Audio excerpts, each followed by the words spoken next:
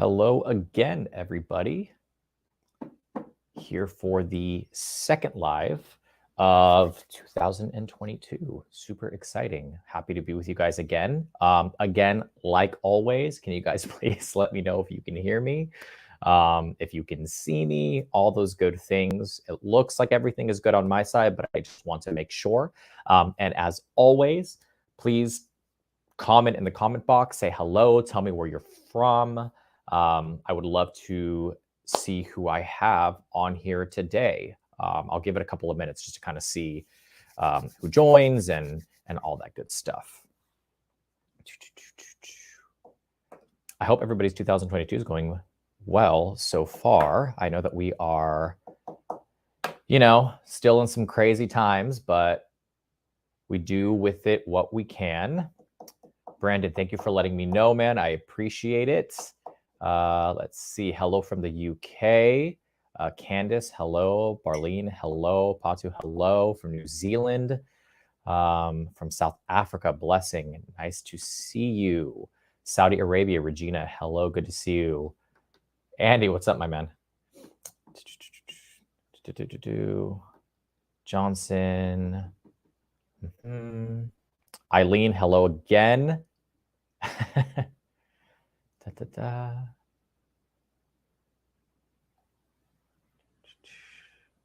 Eileen, Boca Raton. I did not realize that you're in Boca Raton. I am actually in Florida quite frequently, like every month and a half, give or take. So from the Caribbean, from India, from Greece, from Arizona, the Netherlands, Brazil, Australia. This is amazing.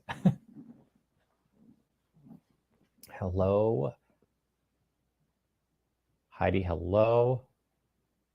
Brandon, how often do I do these? It really kind of depends. I told myself that I was going to do them 4 times a month in 2021, and that didn't necessarily happen. So I've made it a resolution for myself to do it 4 times a month in 2022. So ideally, I would like to be doing these once a week.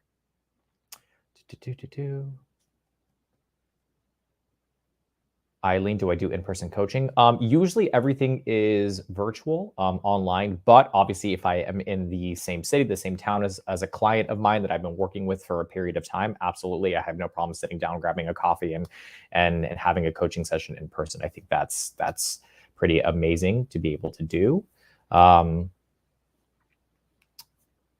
thank you for the compliment. Okay, perfect. So let's jump right into it. Obviously, as you guys know by the title of this live, it's the 3 secrets to surviving a no contact period. So first and foremost, if you are currently in a no contact period, I completely empathize with you because I know how difficult that can be. Look, obviously, if we had the choice, we would not be in a no contact period. It's not always something that we have the ability to control. So the first secret to getting through a no contact period is acknowledging that it's going to be hard. And look, I know that seems like a very generic answer, but it's the truth because I think oftentimes we convince ourselves that it's going to be fine. We're going to do it. We're going to get through it. It'll be fine. 30 days is not that bad. 15, 60, whatever the case may be, right? And it's okay because we're trying to pump ourselves up and we're trying to motivate ourselves to remain in a no contact period or even initiate a no contact period to begin with. But we also have to be realistic and sit with ourselves and realize this isn't going to be easy. It's that acknowledgement and understanding that there are going to be days where it's going to really suck. There are going to be days where you just want to pick up the phone and reach out to your ex. There are going to be days where you want to chuck your phone across the room because you haven't received a message from them or you haven't heard from them or they haven't called you or they haven't messaged you on social media or whatever the case may be. And we have a tendency of getting ourselves into a really dark space when that happens. But sometimes giving the name of something that we fear kind of eliminates some of the power that it has. So first and foremost, Understand that it is not going to be easy. But what I want to say to you is there is a reason for the breakup. There is a reason for why you guys are not together. Whatever the reason may be. Maybe this is your first breakup. Maybe this is your second, your third, your fourth, your fifth, whatever the case may be. But there is something that is just not working. And the reality of the situation is, for me, I always advocate trying to have very productive conversation with your partner when you are in the relationship. And if for some reason the relationship ends, trying to have a constructive conversation with them as well to try to figure out how to navigate or how to manage the reasons for the breakup. But sometimes it just doesn't work. Sometimes you are in such a deep, dark place emotionally, or there have been too many frustrations and angst and resentment that has built up in the relationship over a period of time, that no matter how hard you try, it just doesn't work. You just can't talk. So time and space is necessary, and really understanding that and really viewing it from that perspective and saying, okay, there is a reason for why we broke up. There is a reason for why we are in a no contact period right now, whether it was your choice or it was not your choice. What a no contact period does is it forces you into a place of self-reflection.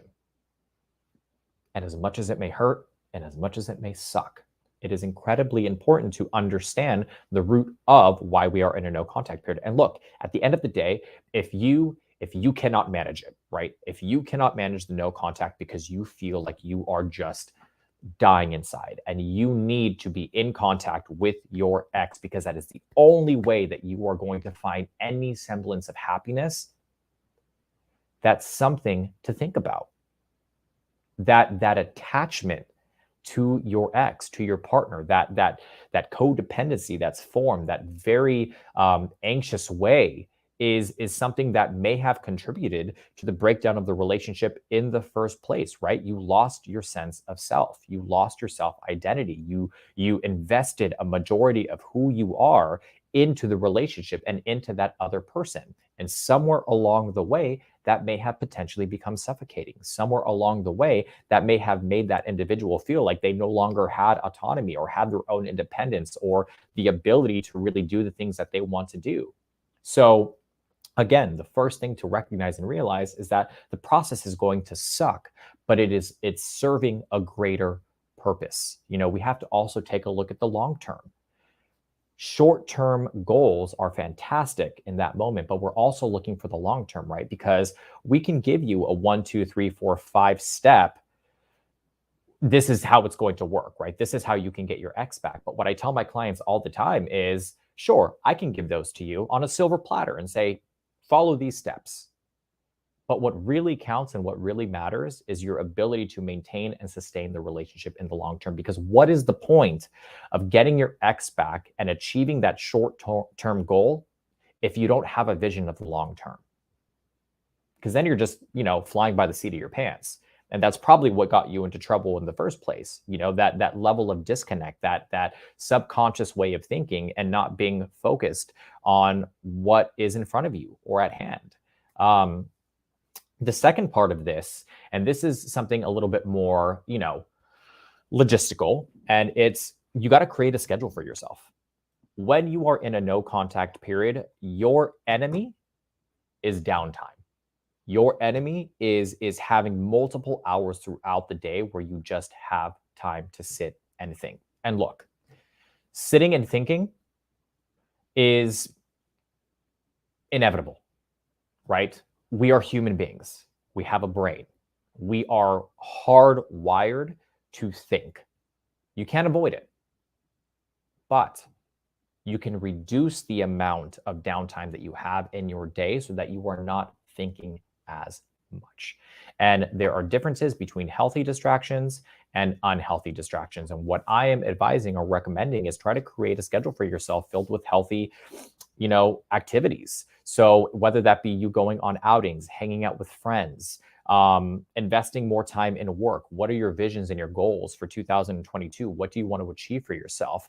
Have you really taken stock of your health and your wealth, right? So health being your physical health. Do you feel like you are up to par when it comes to that? Have you achieved your own personal goals when it comes to your nutrition and your physique and all of that?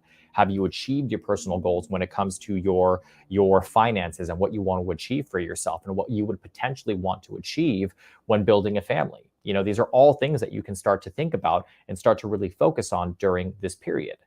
Physical activity is a huge one. It really helps to boost endorphins and really just that dopamine and really get you feeling good as you can for the circumstance. So setting new goals for yourself and understanding that that's going to be hard too, because you're not as motivated. You're not in top-notch shape. Let's put it that way, right? But you can also prove to yourself that you can still do things for yourself. It's still possible. So again, creating a schedule for yourself. And what does that look like? Maybe you sit down with a journal or with a calendar and you say, okay, I'm going to plan out every day for the next 2 weeks and stick to the schedule. And if you're not the type of person that really is good at creating a schedule and sticking to it, start with small goals, micro goals, right? Tomorrow, I'm going to get up and I'm going to go for a walk for an hour. Fantastic. Friday, I'm going to go to this cycling class that I've been wanting to go to. Whatever it is, make sure that you are just setting small goals for yourself and achieving them. Because at the end of the day, getting an ex back also requires confidence, a level of self-esteem, because all of those things are indicators that you are comfortable with yourself, that you know who you are, and you have a strong sense of self-identity. And if you are lacking in that, if you are coming from a place of anxiety and fear and guilt and remorse, and you're trying to get an ex back, it's likely to not work, because what is going to happen is that you are going to approach the situation from a highly emotional place, which means you're going to make irrational decisions. And when you make irrational decisions, you mess it up anyways. So taking a step back and really taking all of these things into account is incredibly important, and really building back your confidence is what this time is for. And again, there is no specific timeline for a no contact, right? It can be 15 days, 30 days, 60 days, 90 days. It really depends. I've seen the gamut of it, right? But it's what feels right to you. And the last part of this, and this is just kind of like a quick tip, right? Because I would be remiss if I did not mention the fact that we live in an era of technology, right? We are in we're approaching the pinnacle of what technology can be. I mean, I think at this point it's infinite, the possibilities, but a majority of our lives, to some capacity, is controlled by social media, is controlled by technology, is controlled by the phones that we have in our pockets. So if you are a person who is on social media, if you are a person who is still friends with your ex on social media, maybe this is a very recent breakup, or maybe this is something that happened 30 days ago or 2 months ago, and you find yourself checking in on them, you find yourself logging into Instagram to try to see if they posted a new story or whatever the case may be, mute their profile. That does not mean that you have to delete them. That does not mean that you have to get rid of them. I mean, maybe you do, depending on your circumstance and your situation, maybe depending on the level of anxiety that you have, and you're constantly checking your phone every 20, 30 minutes to see what they're doing. Maybe you do have to delete them from your Instagram for the time being. But there is the possibility of just muting it so you don't see the stories pop up, so that you're not tempted to go onto their page and do all of those things, because sometimes out of sight is out of mind. And it's going to take a bit, right? I'm not saying to you that the moment you mute their profile that, oh, totally forgot about them, I'm good. It's going to take a few days, but what you'll come to realize is that the less and less you start to see their stuff pop up on social media, the less and less inclined you are to want to go and check. So again, just to reiterate, guys, the three things, right? So the first one is just acknowledging the fact that it's going to suck. There's no way around it. The second thing is obviously creating a schedule for yourself, doing things, filling your schedule, and making sure that you are not allowing yourself to have too much downtime. And then the last thing is obviously muting their social media, trying to avoid any kind of stimulation or avoid any kind of contact at all. That's the point of a no contact, right? So trying to eliminate any of those things that are going to tempt you to want to reach out, to want to check on this person. That's pretty much it. I mean, I know, well, it's not it. I know it seems like I'm making it sound incredibly simple. Obviously, depending on your circumstance, depending on your situation, it's going to vary. It's going to be different. The severity of the breakup, the history of your relationship, um, how long you've already been in a no contact period. Have you broken a no contact period and had to go back into a no contact period? There are so many different variables here, which is why I always recommend one-on-one coaching sessions. You know, we try to help you with your specific circumstance and what it is that you are going through specifically. So that being said, if you feel like you need a one-on-one coaching session, I'm actually going to let me put this in here, post in the comments the link to our website. So if you feel like you need more assistance, if you feel like you need help, I am more than happy to assist you. I am more than happy to help you. This is what I do. I love what I do. I love connecting with people, and helping people gain new perspective. That's what I feel like I flourish with is communication and helping people gain new perspective. So I'm actually going to put the website for both. So we actually have our happily committed website, right? So that's for individuals that are currently in a relationship, in a marriage, or whatever the case may be, and you're trying to navigate it and you're trying to fix the relationship, right? And then we also have our With Our Ex Again website, which is for individuals who are no longer in the relationship and trying to get back with your ex. So I wanted to provide you guys with both just in case you guys need it. If you guys have any questions whatsoever, I'm actually also going to put my email here. One sec. So you can reach out to me directly if you are confused at all or if you need help booking the session. I obviously also offer alternative packages to what you see online, depending on what your circumstances and your situation. So if there is, something that you need help with more specifically, I can absolutely help you with that. Let me put it here one more time. And I'm usually pretty good at answering my emails. So I get back to people usually within 24 to 48 hours. That's what I strive for. Okay, so what we will do, because usually these lives, it's just kind of like the tips and the tricks, and then I kind of leave some time at the end of the live for any questions that people may have. So what I'm going to do now is I'm going to go through the comment section. If you guys have any questions whatsoever, I will do my best to answer as many as I possibly can. Let's say for like the next 10 minutes or so. And then we will end the live. So let me actually scroll up and see some of the comments here to see if there are any questions that have been posted here. Give me a second, guys, obviously, because we are live. So if I'm staring blankly at the screen, it's not because I've dozed off. It's because I'm reading the comments.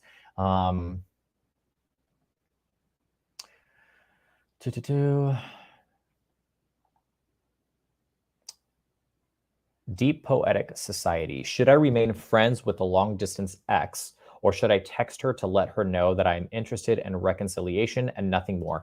That really depends, right? I think it depends on where you are at mentally and emotionally. I think that depends on where you are with the acknowledgement of what the current status of your dynamic and your relationship is and what your end goal is, right? So if you are completely 100% totally fine with just a friendship and maybe at the end of the day, your hopes and your dreams and your aspirations would be to be in a relationship with this person again, but you are totally fine building something new, starting as friends, then absolutely, why not? I think the fear here usually is the response from our ex. Are they going to be receptive? Will they reciprocate? Will they engage? And my rule of thumb is You are ready to reach out to an ex when you've come to a place of emotional neutrality. And I've said this many, many times before. And that basically means you're okay with the outcome either way. If they respond to you or if they don't. Hey, look, if they do not respond to you and you haven't been speaking to them for an extended period of time already, then nothing changes. But if they do respond to you and it's a positive response, bonus.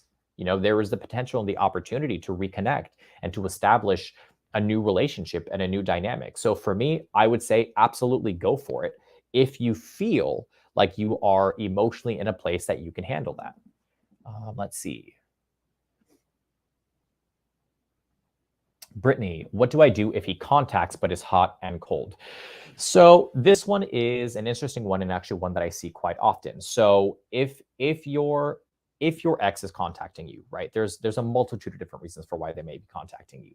Most of the time, what I find is if they are contacting you, it's because of one of two reasons. One, because there are still feelings there and there's still love there and there's still a curiosity about what could potentially happen between the two of you. And two, they're operating from guilt, right? There is a level of guilt that the relationship ended, whether they ended it, whether you ended it, whatever the case may be. Those are usually the two that I find. Now, what you are describing to me is, depending on whether you are answering the calls or not, is radio silence. And radio silence is basically a modified version of a no contact.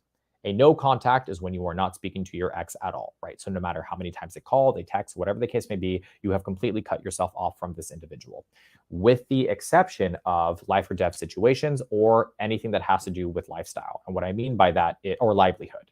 And what I mean by that is, obviously, God forbid you get a phone call that your ex is sick. You're going to reach out, right? Because we are human, and there is still a level of love and empathy that we have for that individual, and it's just the right thing to do. The other part of it is livelihood. So if you guys shared a life together and you have shared bank accounts and all of these types of things, and that person needs to pay a rent, but they need access to the account, of course, you're not going to deprive them from being able to survive. Those are the only two times that I would recommend breaking a no contact. A radio silence is when you are waiting for that person to reach out to you, and then you decide whether you want to speak to them or not, right? So they can reach out to you, you decide to answer the phone. Sure, that's a radio silence, but basically it just means that you are not initiating and you are not contacting them. If you find yourself in a situation that your ex is starting to reach out to you, it feels like you are progressing and building something new, and then they completely pull away, and this has happened more than 2 or 3 times, my recommendation would be to go into a complete and total no contact, because that person has to understand that there is a real potential of losing you. And right now, they've been able to establish a dynamic with you where when they are feeling bad, when they are feeling guilty, or when they have questions, they're able to reach out and you answer. And then when they're fine and they're good, they don't need to reach out and invest the energy. So really, it's just about you, what you're willing to take. And my recommendation would be to just go into a straight no contact. Let me see here. I'm going to go through again.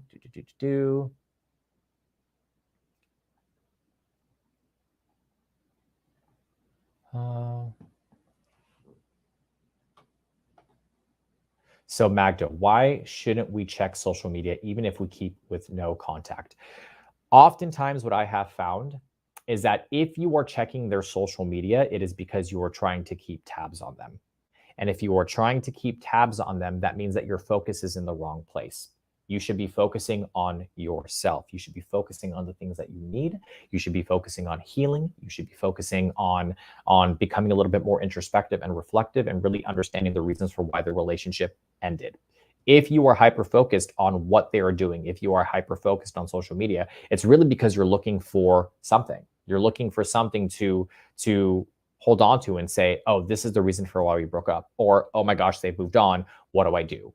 We convince ourselves that it is helpful, that it's a relief for us when we see that they are not in a relationship with somebody else, or that they are not, living this extremely adventurous, extravagant life after us. But what we're really doing is that we're actually just enabling a bad pattern of behavior for ourselves.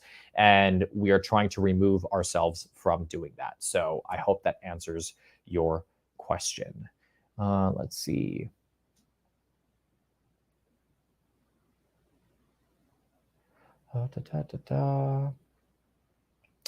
Well, Maisie, I started an argument with my ex, then stopped talking to him. Does that hurt my chances of getting back with him? I think it depends on the severity of the argument itself, right? If there was anything disrespectful that was said, if there was any kind of, knives that were thrown during the argument, not literally, I mean, figuratively. But truthfully, it doesn't necessarily mean that you've ruined all chances, because how we recover also makes a huge difference. Now, if we have fallen into a pattern or a routine where we have these blowout arguments, we take space, we come back, we apologize, we change our pattern of behavior for a week, and then we go back to the same way of doing things, then obviously this is something that your partner is going to pick up on. And every time you do that, you lose credibility. You lose credibility in the relationship, because now they are just expecting this to happen time and time and time again. And then what ends up happening is that your partner becomes indifferent. And when your partner becomes indifferent, that means that they have blocked themselves off to a point that they no longer technically empathize, or that they really, care what your situation is, because really they're just looking after number one, because they've seen this pattern of behavior over and over and over again. Now, this is the first time that you guys have gone into a massive argument and stopped talking. No, that doesn't mean that it's the end. But what I would recommend and what I would challenge you to do is to really sit down and think about why the argument got to where it got, right? Why it escalated, what you were angry and upset about, and how much of that has to do with your partner and how much of that has to do with you, right? How much of that has to do with you being aware of how you process emotion? How much does that have to do with you being aware of how you react when you're feeling a particular way? And if at the end of the day you're validated in having that argument because maybe your partner was doing something that was less than favorable and you've asked them multiple times not to do it, then you have to step back and reevaluate what it is you're getting out of that relationship. What I would recommend is, if you feel like you made a mistake and that you are accountable for the argument and stepping away, then really a big part of it is just about calling the elephant out in the room and taking accountability for your actions and making sure that you are congruent with your words and your actions. So if you take accountability and then you go back and you say, hey, look, I apologize for doing this, I'm going to make these active changes, then you stick to those changes. Because if you don't stick to your word, right, if you don't follow through with action, it's very possible that you may end up in the same place again. So to answer your question, sorry, I know that was really long-winded. No, I do not think that hinders your chances of getting back with him. It's just about how you recover. Let's see.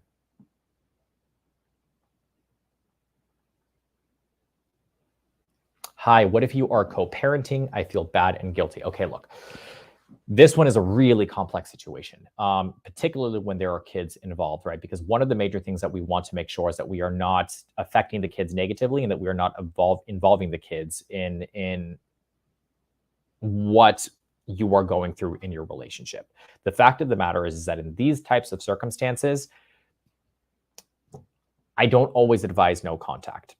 Maybe radio silence, right? Or maybe there is just a certain level of communication that the two of you guys have in order to co-parent successfully, right? Because there is going to be communication regardless when it comes to the kids, whether, the kid has a doctor's appointment or there is a parent-teacher conference or whatever the case may be, right? So in your circumstance in particular, what I would say to you is communication is key in this circumstance. So I would sit down with your ex, with your partner, whatever the case may be, and say, hey, look, we have to have very clear communication about what this looks like. Obviously, I know that we are needing time and space. However, this is what it should look like, right? So we do not speak to each other. We do not talk to each other unless it has something to do with the kids, and unless it has something to do with, trading days or whatever the case may be. But it is very important for you to establish clear boundaries and very specific ground rules, technically, to how the two of you will be conversing. So what I will say to you is that when kids are involved, I don't usually recommend a no contact unless it was an incredibly toxic situation. All right, guys. So I actually have time for one more question. I'm going to go through here. Let's see, who am I gonna, there's so many questions on here. Let's see.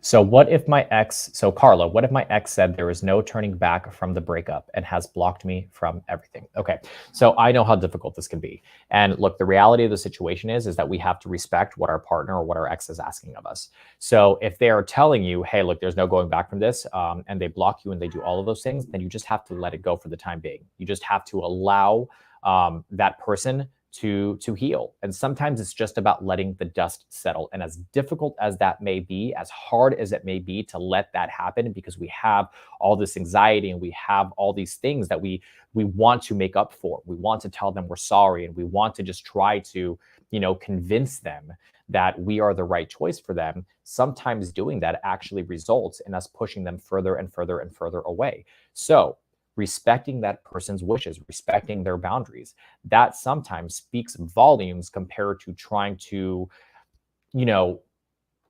play out our own personal selfish desires in a sense. So, I empathize with you. I know how difficult that may be, but sometimes the answer is just leaving it be for this period of time. So, I would consider going into, a 60-day no contact period, 2 months, and just let things settle a little bit. And then you can possibly try to reach out again and see if there is the potential or the opportunity to talk.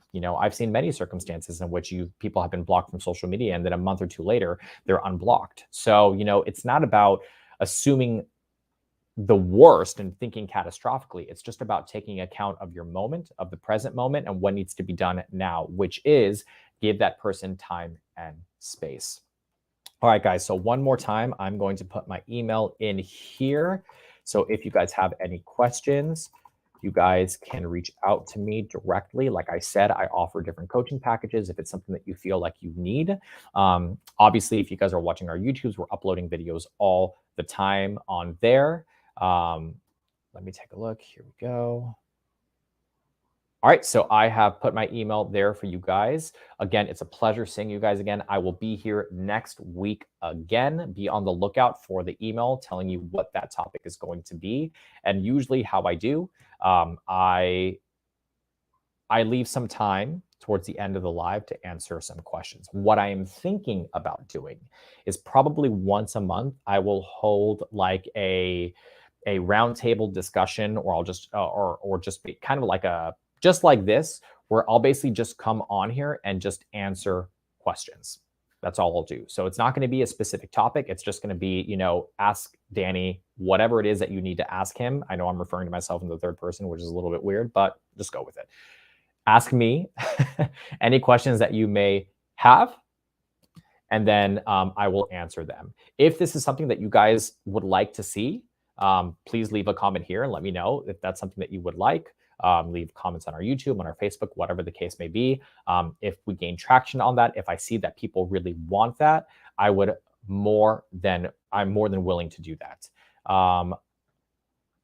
Let me take a look at here. All right, guys. So it was a pleasure seeing you guys again. And I will see you guys next week. Again, I do my best to answer all these questions. I actually saw one thing here where it says, Leonard, I promise you, Leonard, I did not ignore you now that I'm seeing this come up. It's just there are tons and tons of questions that come up.